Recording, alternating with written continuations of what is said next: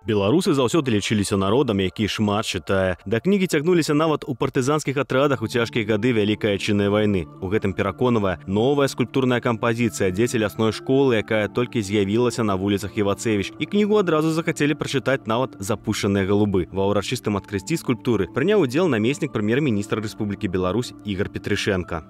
Вот это тоже новая особенность, чтобы мы не повторялись, и в каждом городке, населенном пункте, в каждом нашем регионе мы чередуем. И принцип здесь справедливости, который в нашей стране всегда четко отстаивается, в том числе и для проведения Дня белорусской письменности. Поэтому огромное удовольствие, то, что мы постарались вот здесь, в Івацевичах, Брестской области. Каля Дома культуры ў Івацевичах разгарнуўся кінатэатр пад адкрытым небам. Там прэзентаваў фільм «Брестская крепость», аўтар ідэі генеральны прадюсер, кинорежиссер, актер Игорь Угольников.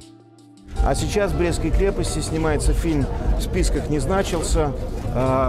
Съемочная группа работает. Я обязательно завтра буду там, посмотрю, как все делается. Мы помогаем этой картине. Хотя я, конечно, через 15 лет после съемок Брестской крепости решил второй раз в эту реку не вступать. И целиком занят сейчас батькой Минаем.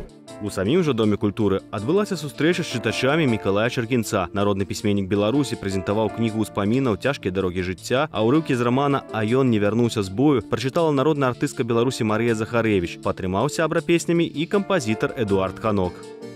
Одну интересную вещь заметил я. Вот когда я выступал в таких местах, все хорошо, все нормально. А когда сегодня попел, уже сразу молодежь прибежала, автографы. Раньше такого не было. У Эдуарда Сямёновича на Брэшыні прайшло дзяцінства і маладосць, ды і ў кожнага з народных цяпер свая гісторыя з Івацевіцкім краем.